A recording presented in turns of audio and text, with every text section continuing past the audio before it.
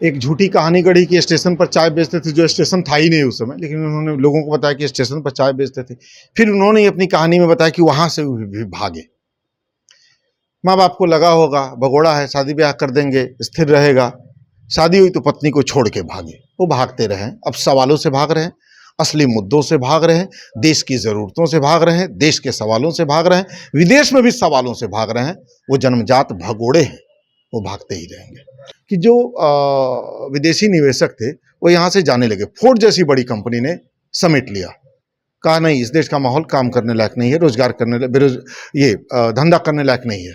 उतनी बड़ी कंपनी, छोटी कंपनियां तो सैकड़ों गई हैं, मैं बहुत बड़ी कंपनी की बात कर रहा हूँ। फोर्ड इस दुनिया की बहुत बड़ी कंपनी है।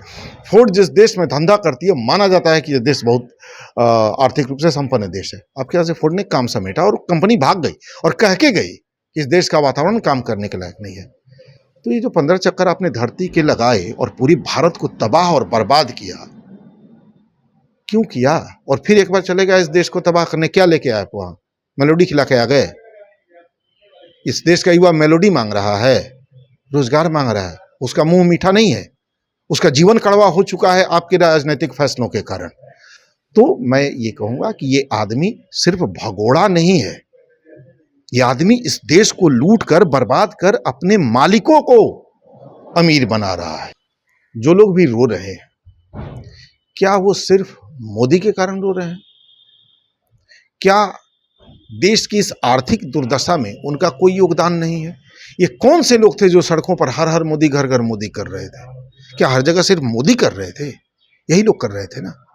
ये कौन से मूर्ख महामूर्ख लोग थे जो अपनी बालकनी में खड़े होकर थालियां पीट के समझ रहे थे कि थाली पीट देने से कोरोना भाग जाएगा? एक मूर्ख ने कुछ उकसाया और आप खुद को उससे बड़ा मूर्ख साबित करने में जुट जाइएगा, तो ऐसे लोग रोएंगे नहीं तो क्या करेंगे? और हैरानी की बात कि मजाक में चलाए गए इस कैंपेन से भी इस देश का राजा डरता है, उसका ट्विटर हैंडल बंद करवा दिया गया। जो आदमी हास परिहास से डरता है, जो आदमी व्यंग से डरता है, जो आदमी मजाक से डरता है, जो आदमी एक्स से डरता है, जो आदमी फेसबुक से डरता है, इतना डरपोक आदमी, और इस देश ने उसे क्या कहा? 54 इंची छाती है। अमेरिका डराता है तो घुटने पे आ जाता है। देश के प्रधानमंत्री नरेंद्र मोदी का विदेश यात्रा हमेशा चर्चा में रहता है, लेकिन इस बार जो यात्रा उनकी हुई है वो कुछ अलग बयान देने पर मजबूर कर रहा है, खास करके विपक्षियों को। कुछ और भी बातें हैं, कुछ सवालात भी हैं और कुछ आम चर्चा भी है जो हम आज साझा करेंगे। हमारे साथ कांग्रेस के प्रबुद्ध प्रवक्ता हैं असित नाथ तिवारी जी, इनसे हम बात को आगे बढ़ाते हैं। प्रधानमंत्री नॉर्वे गए, वहां पर एक पत्रकार ने उनसे सवाल किए, लेकिन वो चुपचाप भाग गए, लौट भागते ही रहे। नहीं, ये हम नहीं कह नहीं, हम बता रहे हैं, भागते ही रहे। खुद उन्होंने एक्सेप्ट किया है, घर से भागे। एक झूठी कहानी गढ़ी कि स्टेशन पर चाय बेचते थे, जो स्टेशन था ही नहीं उस समय, लेकिन उन्होंने लोगों को बताया कि स्टेशन पर चाय बेचते थे। फिर उन्होंने अपनी कहानी में बताया कि वहां से भी भागे। माँ बाप को लगा होगा भगोड़ा है, शादी ब्याह कर देंगे, स्थिर रहेगा, शादी हुई तो पत्नी को छोड़ के भागे। वो भागते रहे। अब सवालों से भाग रहे हैं, असली मुद्दों से भाग रहे हैं, देश की ज़रूरतों से भाग रहे हैं, देश के सवालों से भाग रहे हैं, विदेश में भी सवालों से भाग रहे हैं। वो जन्मजात भगोड़े हैं, वो भागते ही रहेंगे। लेकिन अब जो सवाल आखिर हो रहे हैं, अब जो मामले उठ रहे हैं, अब जो बयान आ रहे हैं, तो अब इसको समझने की आवश्यकता है या नहीं है सत्ता पक्ष के लोगों? देखिए क्या है ना, प्रधानमंत्रियों का विदेश दौरा जरूरत होती है किसी भी देश में, उनको जाना चाहिए। लेकिन क्यों जाना चाहिए? जाना इसलिए चाहिए ताकि आपकी विदेश नीति मजबूत हो, वैश्विक रिश्ते अच्छे हों और आपके यहाँ निवेश आए। मुझे लगता है कि देश के पैसे से, हमारे आपके पैसे से, इस पूरी पृथ्वी के 4-5 चक्कर वो लगा चुके हैं, 5 रुपया इस देश में वो निवेश नहीं ले पाए। उल्टा ये हुआ कि जो विदेशी निवेशक थे वो यहाँ से जाने लगे। फोर्ड जैसी बड़ी कंपनी ने समेट लिया, कहा नहीं इस देश का माहौल काम करने लायक नहीं है, रोजगार करने धंधा करने लायक नहीं है। उतनी बड़ी कंपनी, छोटी कंपनियां तो सैकड़ों गई हैं, मैं बहुत बड़ी कंपनी की बात कर रहा हूँ। फोर्ड इस दुनिया की बहुत बड़ी कंपनी है। फोर्ड जिस देश में धंधा करती है, माना जाता है कि यह देश बहुत आर्थिक रूप से संपन्न देश है। आपके यहाँ से फोर्ड ने काम समेटा और कंपनी भाग गई और कह के गई कि इस देश का वातावरण काम करने के लायक नहीं है। तो ये जो 15 चक्कर आपने धरती के लगाए और पूरी भारत को तबाह और बर्बाद किया, क्यों किया? और फिर एक बार चले गए इस देश को तबाह करने, क्या लेके आए? वहां मेलोडी खिला के आ गए। इस देश का युवा मेलोडी मांग रहा है, रोजगार मांग रहा है, उसका मुंह मीठा नहीं है, उसका जीवन कड़वा हो चुका है आपके राजनीतिक फैसलों के कारण। तो मैं ये कहूँगा कि ये आदमी सिर्फ भगोड़ा नहीं है, ये आदमी इस देश को लूट कर बर्बाद कर अपने मालिकों को अमीर बना रहा है। मालिक प्रधानमंत्री के। अरे क्यों भाई, हर लुटेरे का एक सरगना होता है, तो इनका क्यों नहीं हो सकता है? एक सरगना होता है ना, उसके लिए लोग लूटने आते हैं ना, तो इनके कुछ सरगना है ना जिनके लिए इस देश को लूट रहे हैं, लूट ही रहे हैं ना, बर्बादी कर रहे हैं ना। तो जब लूट रहे हैं, रिजर्व बैंक का चेस्ट मनी जो लूट चुका हो जो आदमी, इस कदर इस देश को कंगाल और बर्बाद कर चुका हो जो आदमी, तो ये किसके लिए कर रहा है? किसी के लिए तो कर रहा है। अपने देश में जो व्यवसायी हैं, खास करके जो ज्वेलर जो हैं, वो अब रो रहे हैं, लगातार बयान दे रहे हैं, टीवी पे आ रहे हैं, हम लोगों के साथ उनका रूबरू हो रहा है। वो कह रहे हैं कि ये कैसा फैसला है इसमें। विजेंद्र जी, आप मुझे एक बात बताइए, जो लोग भी रो रहे हैं, क्या वो सिर्फ मोदी के कारण रो रहे हैं? क्या देश की इस आर्थिक दुर्दशा में उनका कोई योगदान नहीं है? ये कौन से लोग थे जो सड़कों पर हर हर मोदी घर घर मोदी कर रहे थे? क्या हर जगह सिर्फ मोदी कर रहे थे? यही लोग कर रहे थे ना।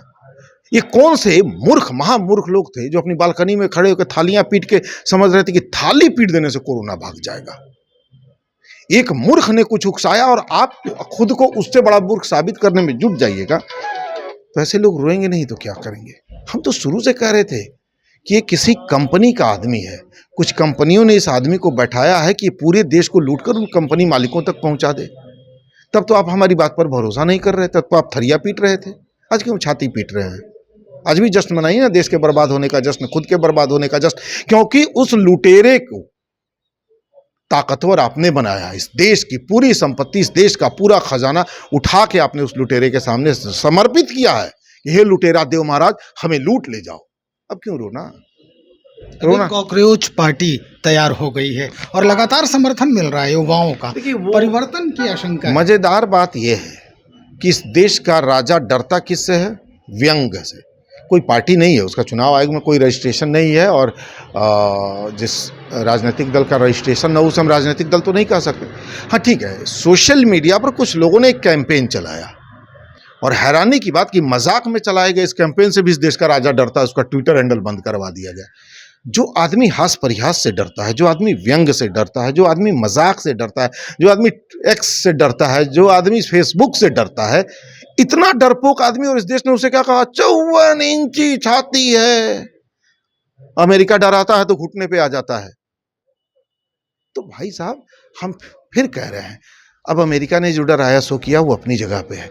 इस देश को आर्थिक रूप से आदमी बुरी तरह से तबाह कर चुका है, और आने वाले दिनों में कर्मचारियों को तनख्वाहें नहीं मिलेंगी, आने वाले दिनों में ऑनगोइंग प्रोजेक्ट्स बंद हो रहे हैं, और जो सबसे बड़ी दुर्घटना इस देश के साथ होने जा रही है, हमको आपको शायद ही कभी बिजली मिल पाएगी। बहुत बड़ा ऊर्जा संकट इस देश पर आ चुका है, क्योंकि यह देश कंगाल हो चुका है। इसकी हालत श्रीलंका और नेपाल से बदतर हो चुकी है। जो चेस्ट मनी आरबीआई का इन्होंने लूटा, आरबीआई को भी लूटा इस आदमी ने, 1 लाख करोड़ जबरदस्ती उठा लिए। आरबीआई गवर्नर को इस्तीफा देना पड़ा इस आदमी की वजह से, उसमें से मात्र 13,000 करोड़ रुपए बचे। आपका देश कितने दिन चलेगा, भगवान मालिक है। बहुत शुक्रिया। आशीष नाथ तिवारी प्रबुद्ध प्रवक्ता हैं कांग्रेस पार्टी के। इन्होंने स्पष्ट कर दिया है कि आने वाले दिनों में भारत की स्थिति कैसे होने वाली है, और यहाँ की जनता जो कल तक थाली और ताली पीट रही थी, वो निश्चित तौर पर अब उनके सामने रोने के अलावा कोई रास्ता नहीं रह जाएगा। तो चलिए इंतजार करते हैं, देखते हैं कि क्या वाकई में कोई तारनहार जो है वो अब फिर से खड़ा होगा भारत को इस पूरे, जैसा कि आशीष नाथ तिवारी जी बता रहे हैं, इसको बचाने के लिए। बने रहिए, अद्यतन जानकारी जो भी आएगी हम सीधा आप तक पहुंचाएंगे। बहुत शुक्रिया।